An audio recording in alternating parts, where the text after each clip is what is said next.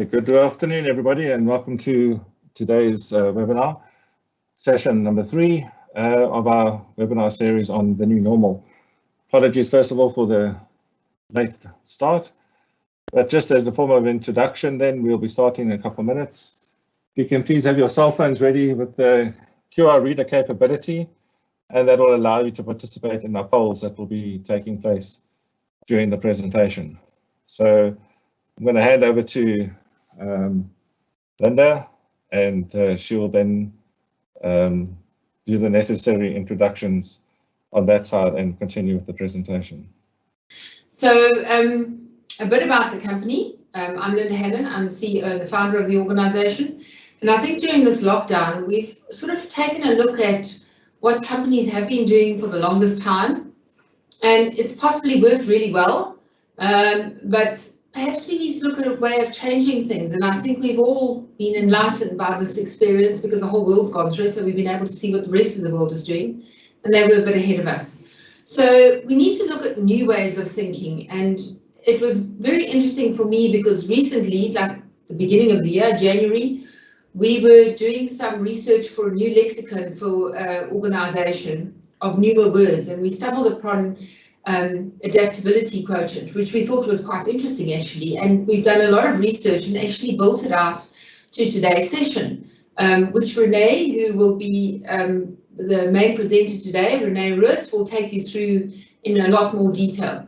And I think these concepts are things that we need to bring into our business today to have a look and see what we can do differently, how we can improve on what we do. And I think to me, it's a lot about the humanistic way of thinking as opposed to the mechanistic way of thinking. So a little bit more about Talk to Us. Everybody always says to us, what do you do? We build brand confidence. And what is brand confidence and how do you build it? So you build it through your people. And brand confidence is a brand that is confident. It knows what it's about, it knows where it's going, it knows what it offers, and it knows what it can do for its key stakeholders. So that comprises of 3 key things. The first thing is understanding your purpose. If you as an organisation understand your purpose and you understand how you're going to support people through your purpose, because that's the main thing. You might make money in the process, but your purpose is not to make money. Your purpose is to help mankind. And you understand that purpose, you can build a strategy. And that strategy is vitally important for you to be able to get all your people on board and to let your customers understand what it is. So in our terms, we call that branding. It's largely an internal focus. It's inward thinking, looking, and that's where we really build out our strategy and we determine how we're going to implement it. But it's all great and good if you've got a purpose and you've got a strategy, but if it's kept in the drawer inside somewhere, it's not going to fly. So how do you actually activate that strategy? And that's by creating an experience. And that doesn't matter whether that experience is external or internal, it's still an experience. So whether the marketing that you're going to undertake is with your customers, or whether it's selling your own concepts to your own staff so that they can sell it to your customers, it's a vitally important mechanism, because through that mechanism of creating that experience, you get emotional connection. And emotional connection allows you to have a following. People will follow people that they are connected with. And by the way, that is also where you build brand confidence. People will not follow somebody that they're not confident in. The way in which you glue those two together is through a process of being self-aware, understanding where your organisation is, what your people are thinking about the brand and therefore will be sharing with others, as well as how ready they are to actually accept some of the things that you're wanting to change or you're wanting to sell to your customers or to your shareholders. So I think the self-awareness, there's the 2 levels. It's the awareness of the organisation, how aware that organisation is of where it's fitting into the bigger picture, as well as the individual's awareness. So there's a really cool concept of a hero's journey, which is where all our branding comes from. And if you go and Google it and you have a look on YouTube, there's a lot of interesting things about hero's journey that I think you would find interesting. Go and have a look at some of it. And that is what we call reflection. And through that reflection is how your organisation will continuously improve. So if you can always take a look and hold the mirror up to yourself and see where we're going and what we need to do to change ourselves. So those are the three key pillars, but they all glue together through integrated communication. And when we talk about integrated communication, I'm not necessarily talking channels, I'm not necessarily talking audience groups or audiences, I'm talking everything. So how do you make sure that the message you're sharing internally and externally, and that the narrative that is floating around in your organization aligns to your purpose and getting emotional connection? So that's a bit about what we do. So, or the outcome of what we do. A lot of people often ask us a bit further, and we're going to cover that as well. Let me just take you through some of our credentials. So we're 100% South African owned. We were established in 2000. We've got 1,500 plus who have gone through our leadership program called 4C Engage. It's a communication program. We have, and there's a lot of information on the internet and on our YouTube site and on our website where you can go and have a look at that. We've got about 150 clients, probably more at any one given point in time. We've gone through and developed 320 change management programs, which we've implemented successfully at blue chip clients and at small SMEs. We've got 151 internal communication strategies that we've developed, and they vary from a bank to companies like Nestle, to companies that actually deal in basically anything. If you look at all the industry verticals, we've developed communication plans for most of them. So we understand the different markets, but internal communication is the same all around the world. We're trying to speak to people and get a message through to them. And then we are in line with our communication. We are also the exclusive reseller of NetPresenter, which is a very powerful communication tool which can be used on most platforms, in your mobiles, etc. So that's a bit about Talk to Us. And then just where the rubber hits the road are the actual execution phases of it. So branding, we do branding. We've branded a number of companies, put them on the map. We've developed their web presence, their digital marketing, their narrative and content that they share with their staff and their shareholders. We do graphic design. We enable them if they don't know how to do their own digital marketing. We've got a great video and photography team who help us there. And then we do stakeholder relations and public speaking, but these are all the executables that we also do. So it's not just a strategic side and a consulting side. We also do the deliverables, and that is why we call ourselves a consulting agency, because we do agency work, but we also consult. Hello everybody, so we're going to be going on to quick poll number 1. If you can just scan the QR code with your mobile device, then you'll be taken through to the quick poll survey form that you can complete on your mobile phone, or if you prefer on your PC, you can go to the URL talktous.joburg/1BG, and that'll give you an opportunity then to participate in the poll. And then we'll join you back shortly after the poll. We'll give you a minute or two to do that. And then Renee will take you through that. Questions. Do you know what adaptability quotient is? Because that's what we're going to discuss today. And we see that most of the people that answer do know. Do they think their company is change fit? Many, I'm not surprised by the fact that most people said they're not. And we're going to talk a lot about that today. And do you understand neuroplasticity? People know what that is. We're going to talk a little bit today about how one can use that. So let's talk about the journey that we're going to go through in this discussion today. As Linda pointed out at the beginning of the session, we are focusing on this series of webinars about how things used to be done and how we think that the new way of thinking is going to work. So leadership takes the ability of the organization to change and adapt for granted. We think that's the old way of thinking. Many organizations that we work with, we see that that is still the case, that leadership don't spend enough time and take enough care to make sure that people are taken through and their organizations are taken through the change process in a structured way. So the new way of thinking and doing is the ability to adapt and thrive in a radically changing world. And that is the product of a high AQ, adaptability quotient, which has to be cultivated and nurtured. So what is AQ? Exactly what we say there. It is the ability of individuals, of leaders, their followers, and consequently of the organization to adapt to change. So what's the journey look like? An organization that has a high adaptability quotient will be able to pivot whilst retaining their footing. I think quite an important thing, especially in the times that we live in. And such organisations we call change-fit organisations. And we're going to talk a little bit later about what we mean by a change-fit organisation. And obviously, all of this will then lead to an enabled environment for strategy execution, and we're on our way. But with so many journeys in life, there's most often blockages. So we're going to spend the first part of our session talking about the blockages to a culture of high AQ, and then the second part of the session on how one can overcome those blockages. So let's look at the first blockage. The dangerous rocks, as we call them here.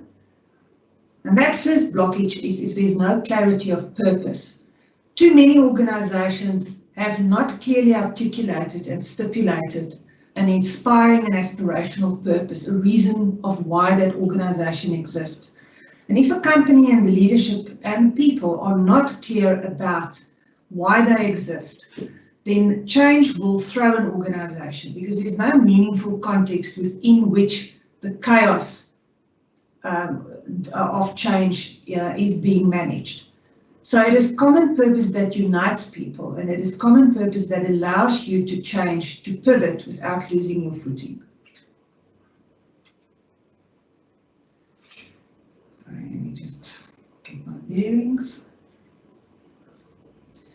Now let's look at the second blockage.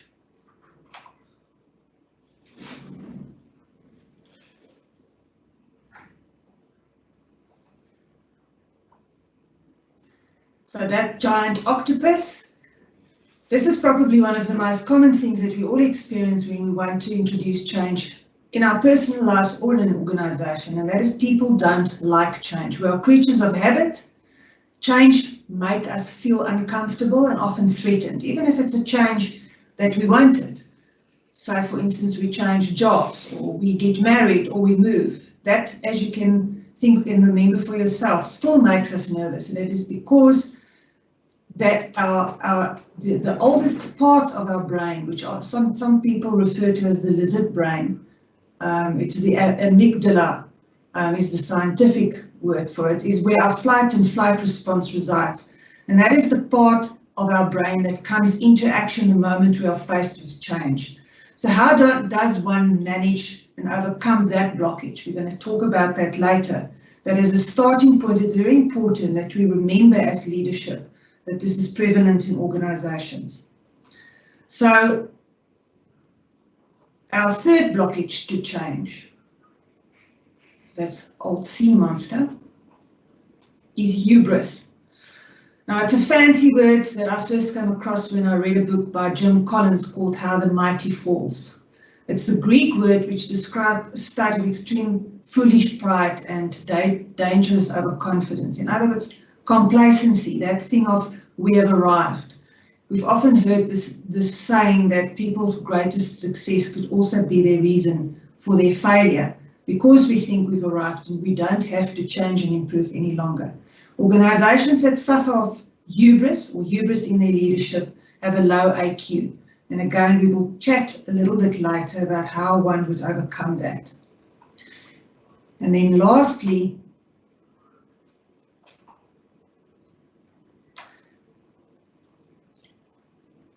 old Captain Blackbeard. This blockage, Linda will talk a little bit more about. So what happens here, and we always find it interesting, at least, I've always gone into organizations and I find it quite interesting. Leaders think that if they tell their people that this is what we need to do and we need to change, and even if they say how we need to change, it's just going to happen. But people don't work like that. You need to take them through a process. So often when you look at, let's just take, for instance, the implementation of something like SAP.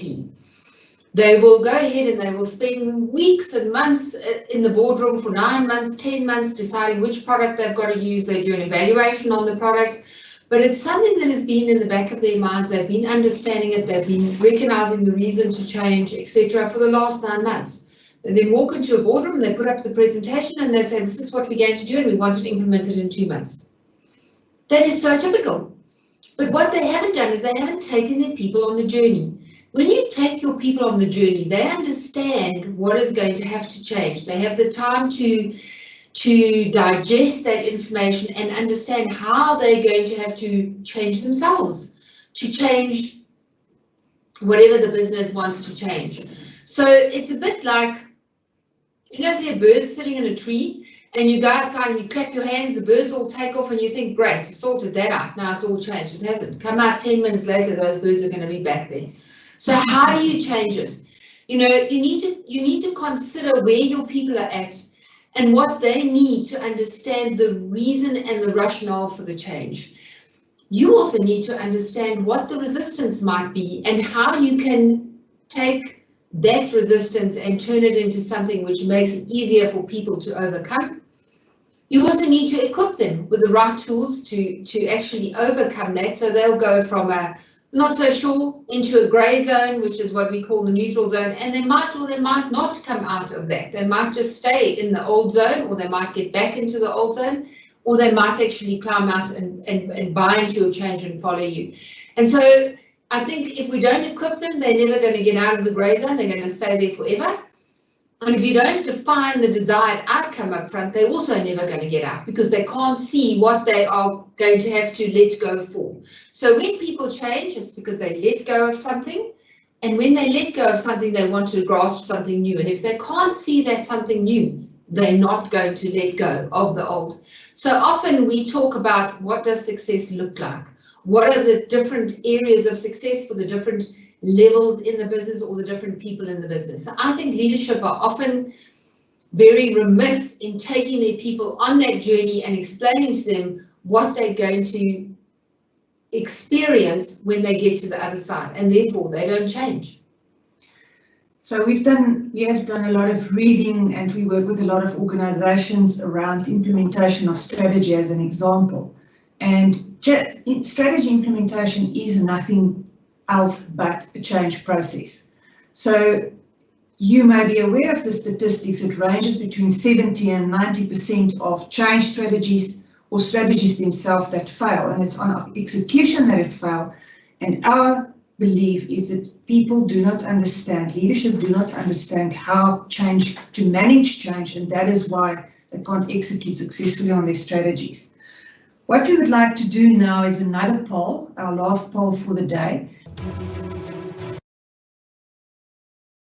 Okay, everybody, so we'll go through the same process. We'll give you a minute or two to go through the process of scanning it in with your mobile phone, or alternatively going to the URL on the screen, talktous.joburg/ODY, and that'll give you an opportunity to participate in the poll. Thereafter, I'll be handing back to Renee and Linda again. Thanks, everybody. So thank you very much for those that have participated in the second poll. So we wanted to understand the prevalence of these blockages to high AQ. So we asked how many people think that there's a lack of clear purpose in the organization. The majority 2 did. Human beings' adversity to change. Yes, it is obviously something that is prevalent in most organizations. Hubris. Yes, it's in other words, people feeling complacent or in comfort zones, and therefore they don't change timelessly. And I'm not sure if we'll be able to see the second. Just go down and scroll on the right. And then lastly, where the leadership don't really understand how to manage change. And again, the majority of people think that that is a problem in their organizations. So let's go back to our presentation and start talking about the solutions to the problem.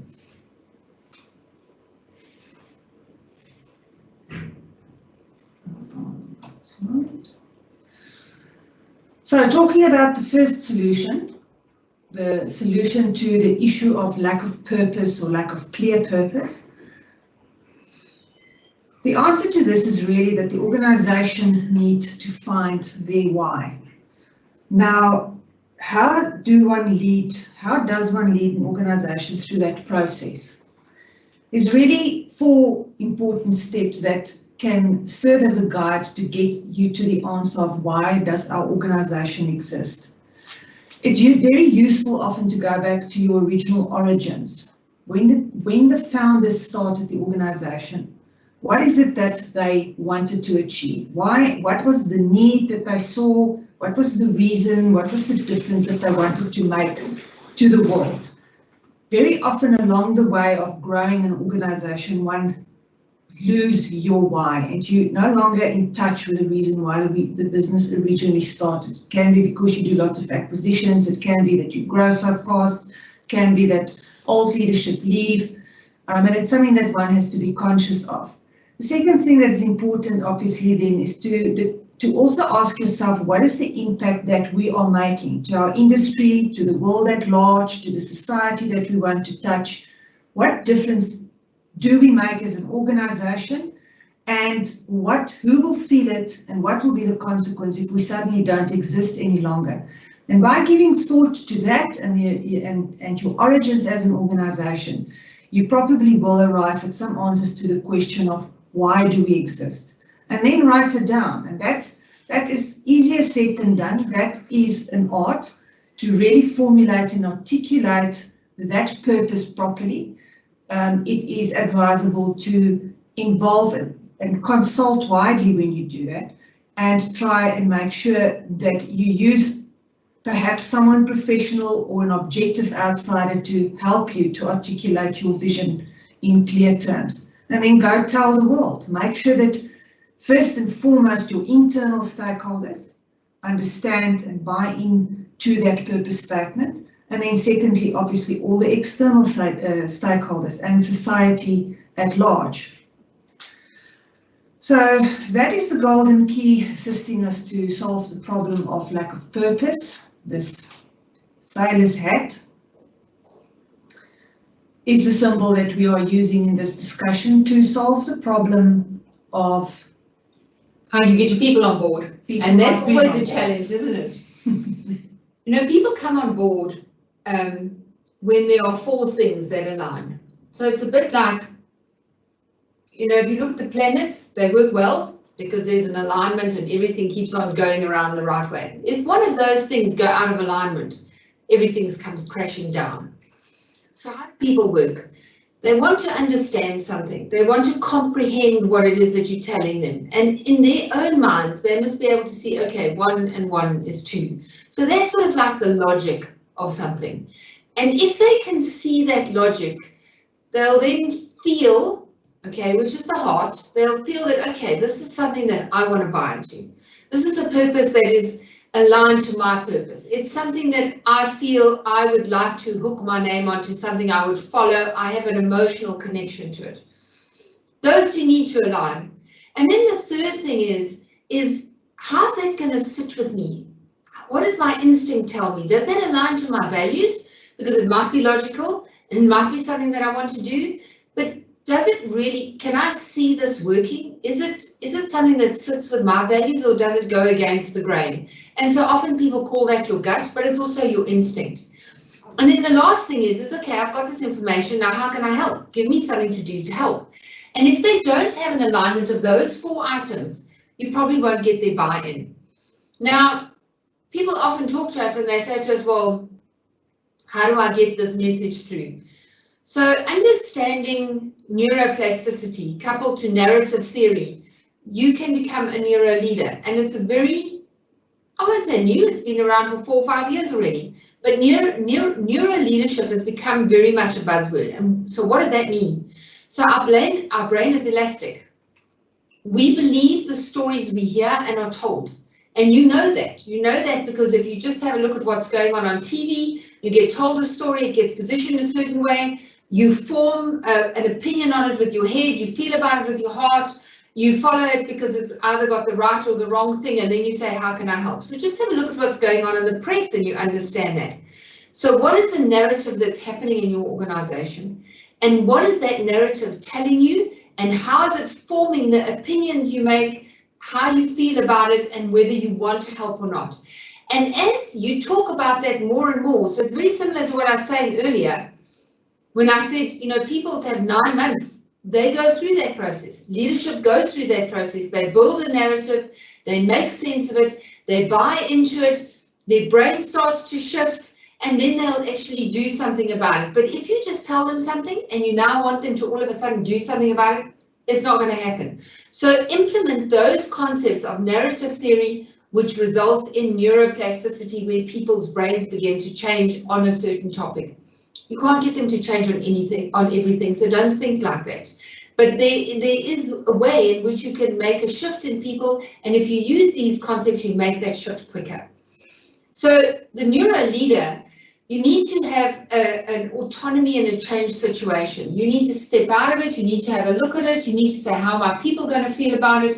And then you need to say, what can I tell them so that they get emotionally connected? And if it doesn't work, you've done something wrong. So then go and have a look and say, well, what can I do differently? How can I link this closer to their purpose? How can I link that closer to our company purpose? Because the message is not landing, it's not resonating, and as a result, people aren't changing. But there's this mindset in business today, whereas if I tell somebody once and they don't change immediately, well, then it's wrong, let's dance off onto another item and we'll change something else. And that continuous shift, all it does is it breaks down trust. And when there's no trust, there's absolutely no relationship, and there's no engagement, and there's no ability for change to happen, because when trust is gone, change will not happen. So that's kind of like what you need to do and how you need to work at being a neuro leader.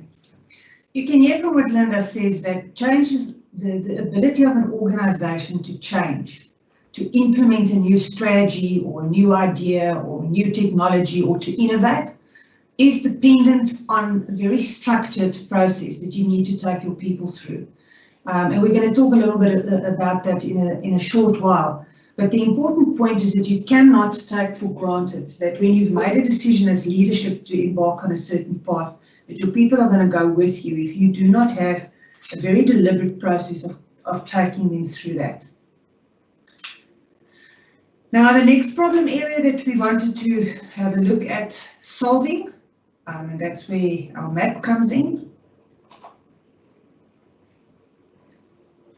was the area of hubris. So how do you tackle that complacency in an organization? Well, what we say is that you need to build a change-fit organization. And what does that mean? So that is the bigger context within which you are going to launch a change initiative in your organization. That's the general culture and the way that things are and the way that people are led in the organization. We're going to talk about the micro level just now, but this is the macro level within which the change in the business works. So firstly, a change-fit organization is an organization where the level of change awareness is high and where we continue to keep that level of change awareness at a high level to avoid getting into a complacency situation. So you would, for instance, have people accountable to monitor trends, to look at what's going on in your industry, to look at beyond what's going on in your industry. What are the mega trends in the world? And then you need to make sure that that comes back to the decision-making table, and we ask ourselves, how do these things affect our business? And should we pivot? And should we bring this into the way we do things? Change reaction is the way the organization deal with change. Some companies go into shock or denial, very much like human beings when there's change, that when they're confronted with change. Change reaction is a mode of being that we need to create, that we need to nurture in an organization, starting with leadership. And then change inclination is the willingness to accept change. Many companies embrace it and leap at change, particularly companies these days that we talk about disruptors or exponential organizations. What is the change inclination in the organization where you want to implement a change? Is it a business that is change averse? And how do we then address that to make the business more change fit? The fourth point for a change fit organization is, can we execute? As I said earlier, 70 to 90% of strategies never get off the ground, so we can't execute. Are leaders in your organization able to muster support for the change? And then change regard. How much respect do we have for change? How much do we actually reward people and recognize people for coming with us on the change journey, or do we just take it for granted? And change perpetuation. So are we prepared to put our money where our mouths are? Are we prepared to put money into new processes and new systems to carry the change and to solidify the change in the business? So those 6 areas we believe creates the context within which a change happens. And a change-fit organisation is an organisation that will not fall into a state of hubris. Now, lastly, how do we overcome old Blackbeard? And that is through the compass.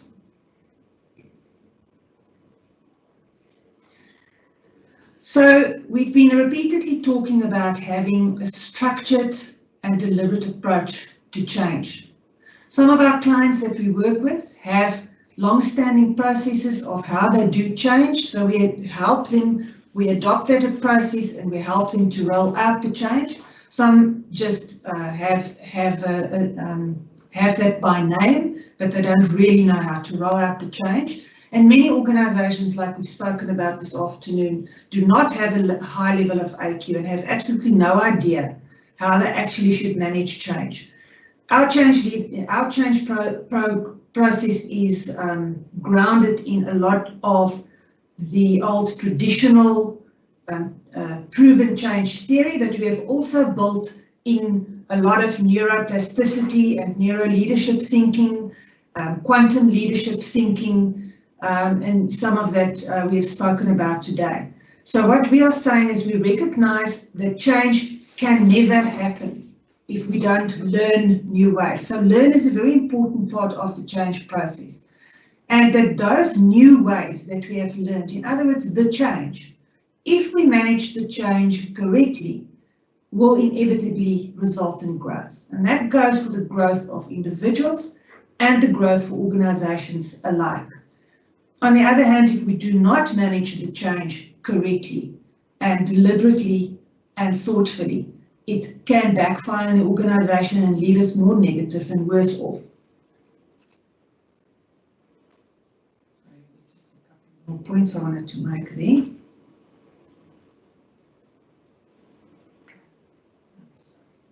Go back arrow.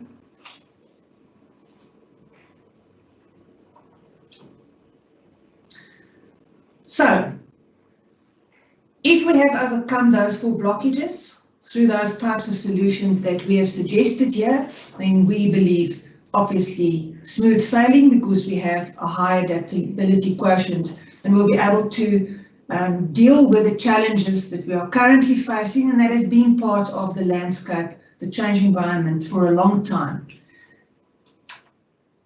So we want to end with this slide, talking about having done all of these things, having understood what could be a blockage to effective change in our organisation and how can we overcome that.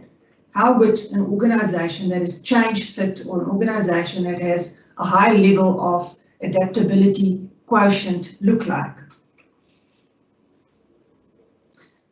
Well, an organisation that is change fit can make it through any storm, because they are not going to be caught flat-footed. They can deal with change, they can navigate through change. So definitely one of the areas that we believe is a sign of a successful organisation in terms of change is that they can navigate through any storm.